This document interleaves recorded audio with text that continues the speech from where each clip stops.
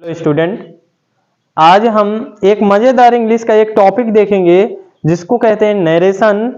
आज हम बात करेंगे नरेशन को कैसे चेंज करेंगे डायरेक्ट से इनडायरेक्ट स्पीच में। पहले तो हम देखेंगे नरेशन होता क्या है। पहली बात तो हमने बता दिया था अपनी जो हमारी पिछली क्लासें हैं नरेशन की, उसमें हमने बताया नरेशन क्या होता है, डायरेक्ट स्पीच क्या होता है, इनडायरेक्ट स्पीच क्या होता है। लेकिन आज हम थोड़ा थोड़ा जान लेते हैं कि डायरेक्ट स्पीच किसे कहते हैं और इनडायरेक्ट स्पीच किसे कहते हैं। इधर हम देखते हैं, बात करें, जैसे मैं कहूं ये एक लड़का है राम, ये राम है और ये डायरेक्ट मोहन से एक बात कह रहा। किसे? मोहन से एक बात कह रहा। किस प्रकार? डायरेक्ट एक बात कह रहा। ये अगर कोई बात इससे कहे, राम है और राम मोहन से कोई स्पीच दे रहा हो। क्या दे रहा हो? कोई स्पीच बता रहा हो कि मैं स्कूल नहीं जाऊंगा। जैसे राम सेड टू मोहन, जो राम है वो मोहन से कह रहा है, क्या कह रहा है? आई एम नॉट, मैं स्कूल नहीं जाऊंगा, नहीं जाऊंगा। I shall not go to school, मैं स्कूल नहीं जाऊंगा। तो राम मोहन से कह रहा है कि मैं स्कूल नहीं जाऊंगा। जो राम है वो डायरेक्ट बात किससे कह रहा है? मोहन से कह रहा है कि मैं स्कूल नहीं जाऊंगा। अगर यही बात जो राम ने मोहन से कही है, मोहन जाके किससे कहे? अध्यापक से कहे। किससे? यही बात, ये हुई डायरेक्ट बात। कैसी हुई? डायरेक्ट बात। अगर यही बात को मोहन जाकर किससे कहे? मोहन यही बात डायरेक्ट जाकर टीचर से कहे। किससे कहे? टीचर से कहे कि जो राम है वो कह रहा था कि मैं स्कूल नहीं जाऊंगा, नहीं आऊंगा। क्या?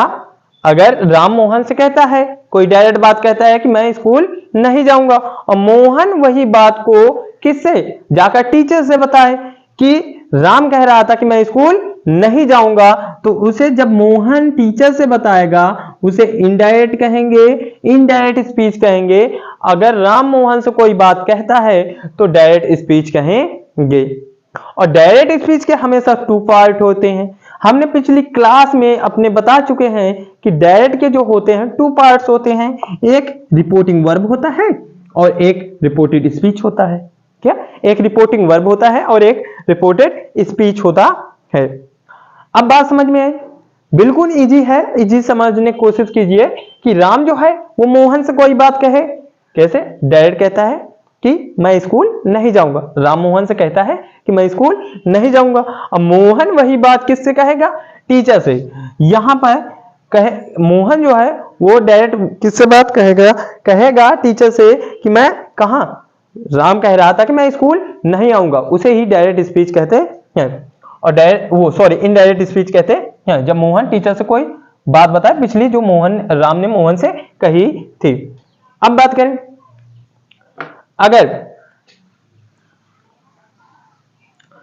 स्पीच किसे कहते हैं? स्पीच उससे कहते हैं, जैसे मैं कहूं, लिखा था Ram said to Mohan I shall not go to school, I shall not go to school, मैं स्कूल नहीं जाऊंगा। तो यह बात जो हुई राम ने मोहन से कही, ये तो हुई रिपोर्टिंग वर्ब, एक रिपोर्ट दे रहा है। लेकिन जो भाषण है कि मैं स्कूल नहीं जाऊंगा, वो हुई क्या? Reported speech. क्योंकि राम जो है मोहन से एक क्या दे रहा? एक स्पीच दे रहा, एक भाषण दे रहा कि मैं स्कूल नहीं जाऊंगा। अब मैं स्कूल नहीं जाऊंगा तो वो क्या हुआ? एक स्पीच हुआ, एक रिपोर्टेड स्पीच हुआ। जैसे अब हम बात करेंगे, ये सारे एग्जाम्पल हैं, इनको देखते हैं इनको कैसे हल करेंगे। देखते हैं, जैसे लिखा है सी से I am ill. She said, वो कहती है कि आई एम इल, मैं बीमार हूं।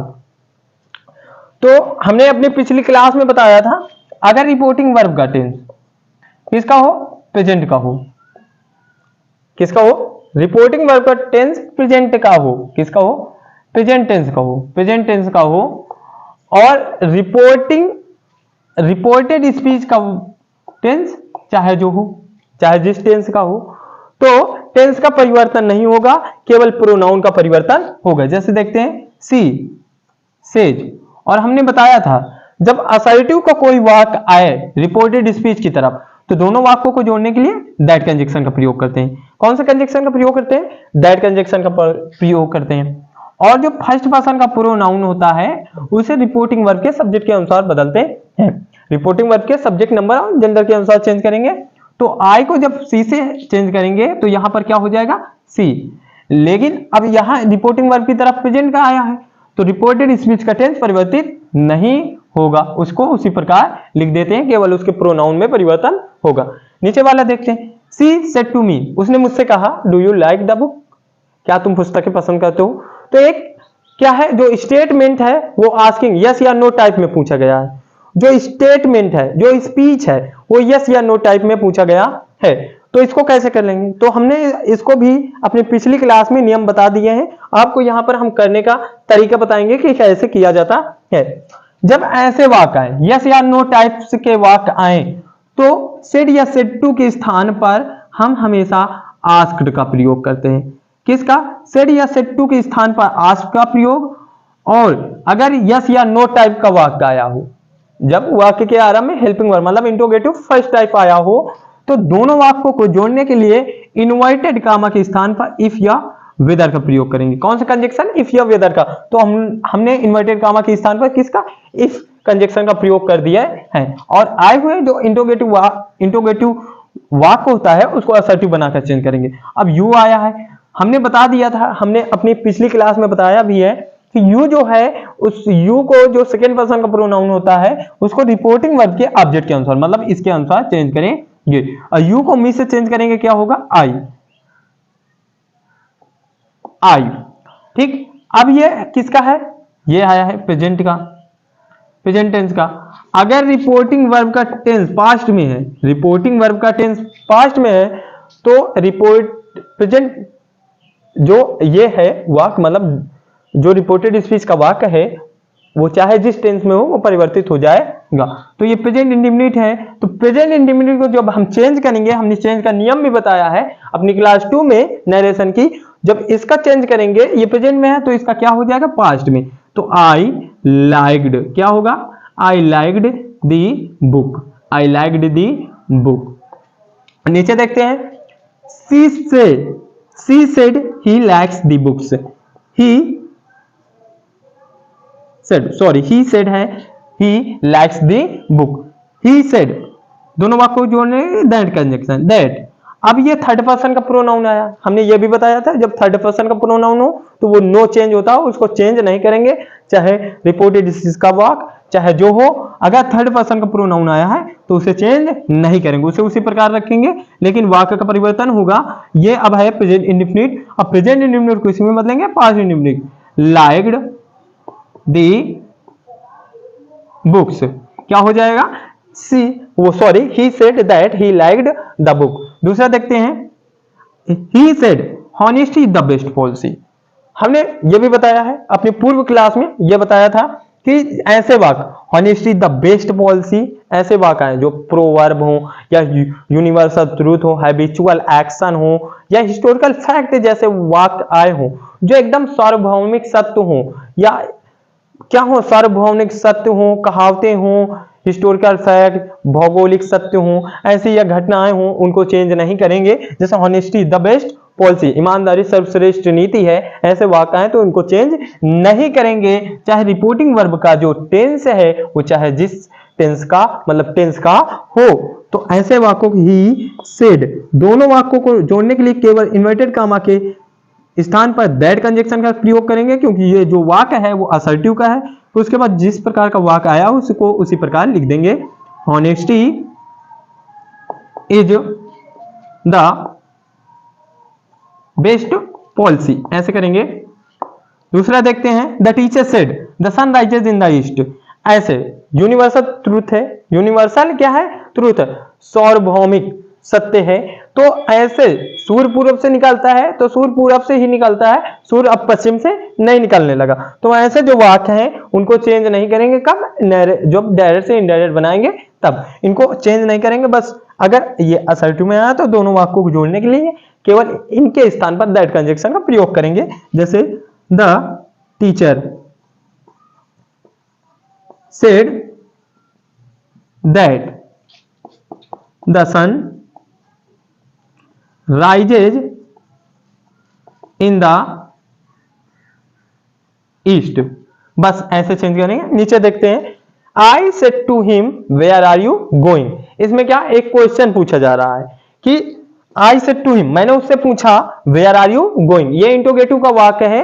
जब इंट्रोगेटिव सेकंड टाइप आता है तो उस जो क्वेश्चन वर्ड होता है उसको उसका कंजक्शन बना देते हैं और बाकी बचे हुए वाक्य को पूर्व नियम मतलब इंट्रोगेटिव के फर्स्ट नियम के अनुसार चेंज करते हैं। तो देखो कैसे करेंगे, आई आस्क्ड हिम, दोनों वाक्यों को जोड़ने के लिए जो कंजक्शन है, जो क्वेश्चन वर्ड है उसको कंजक्शन के रूप में प्रयोग करेंगे वेयर, और यू को, जो यू है उसको हिम के अनुसार चेंज करेंगे। तो यू को हिम के अनुसार चेंज करेंगे, क्या होगा, ही।